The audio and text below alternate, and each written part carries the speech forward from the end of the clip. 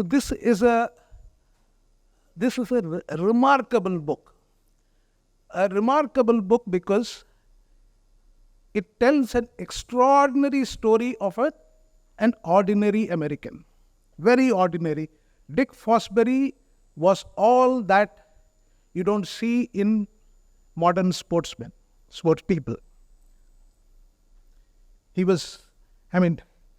He would call him, an Indian would call him the bindas sportsman.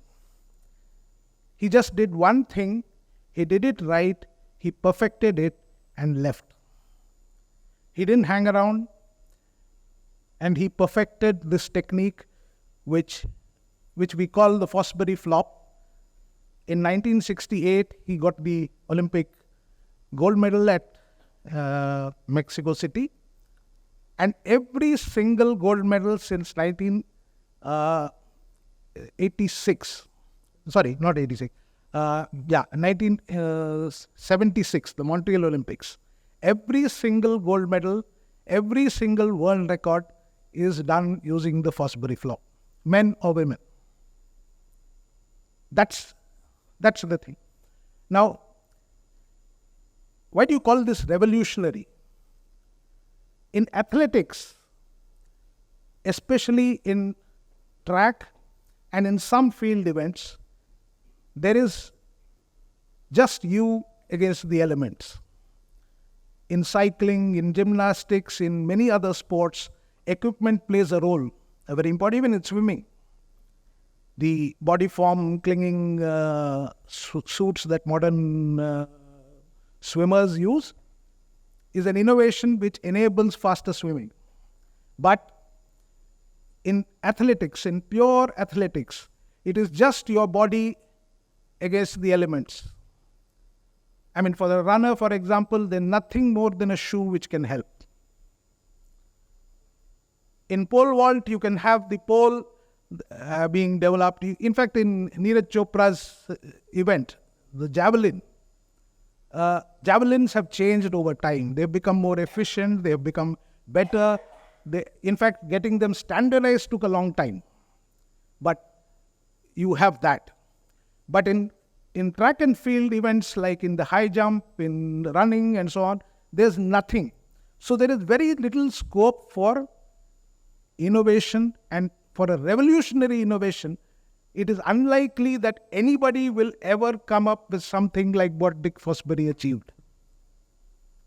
And this he did because, he must have got his physics right, because he went on to become an engineer. But till the Fosbury flop came along, and Dick Fosbury was one of 2 or 3 people perhaps who came up with this. And Fosbury was never one to take credit for it.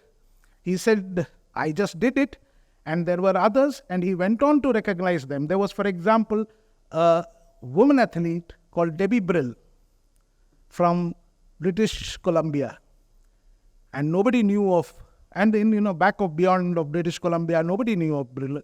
But Fosbury went to meet her and acknowledged her own contribution.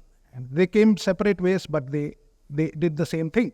But Fosbury was known because he perfected this and he achieved this. Now, what makes this book truly remarkable, it's not just, one of the things about biographies, especially of living persons, is that they become boring to an extent, especially when the person is still alive, because you need the cooperation of the subject, and that makes it very boring, because you have to get the subject to cooperate, and cooperation comes at a price. But not so with Dick Fosbury. And that's what makes it truly remarkable. Because here was this guy who never ever made any claim to stardom. I will read a short passage, a beautiful passage which summarizes this. Fosbury was remarkable in being unremarkable, the essence of average. He wasn't a great athlete, he wasn't a bad athlete. He wasn't a great student, he wasn't a bad student. He wasn't a Helion, he wasn't an angel. Teammates years hence would describe him many ways, but virtually all at some point would offer the same description.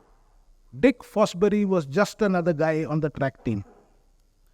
This was Fosbury for you. He never ever made much of his achievement. And unlike many other sporting heroes whose longevity was a great factor, for example, you can think of Edwin Moses in the 400-meter hurdles, who for more than 112, 113 races remained unbeaten. You can think of Carl Lewis, you can think of Usain Bolt more recently. You can think of many, many athletes who stayed at that pinnacle for a long time. But Dick Fosbury was just around for one Olympics, and that's all.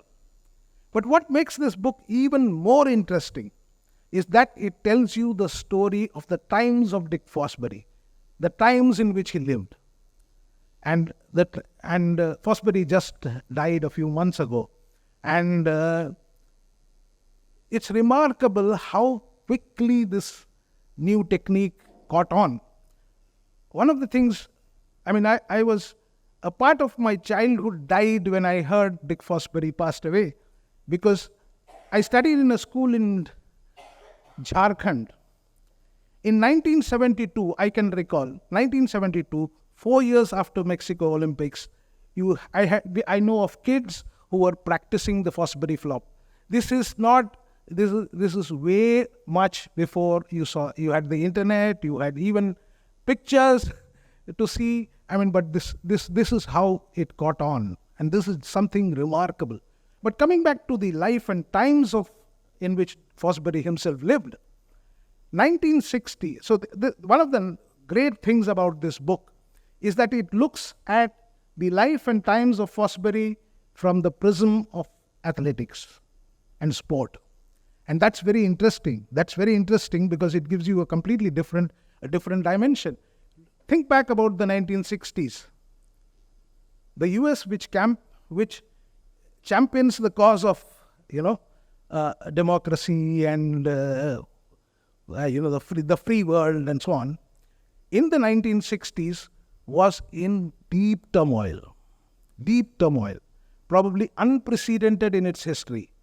You had the civil rights movements, you had the Vietnam War, you had many of these things happening, and these are all bound into this narrative. For example, 1968 Olympics, Tommy Smith and Juan Carlos stand on the podium and raise the black salute. And they are sent back by the American Olympic team, citing disciplinary infraction. As far as I know, Dick Fosbury was the only white athlete on the podium in Mexico City to raise the black salute himself. And mind you, the place where he grew up was a sundown city in the US. Sundown cities are, if you don't know, sundown cities were cities where blacks could not be seen after dusk. Not seen in white, these are predominantly white neighborhoods. I believe there are still towns which have that thing, but this is how it was. So Fosbury obviously he raised his voice against this, and there is this little thing about this in the book, which is, everything changed that day. Tommy Smith and John did what they did. I felt connected to these guys. It affected my life. Even if he didn't express it at the time, and even if he didn't agree with Smith and Carlos during the backdrop of the national anthem for the protest, he had come to understand why they felt a need to make the statement. America, he realized, was full of good-hearted, well-meaning people who nevertheless had blind spots when it came to understanding oppression from a black perspective.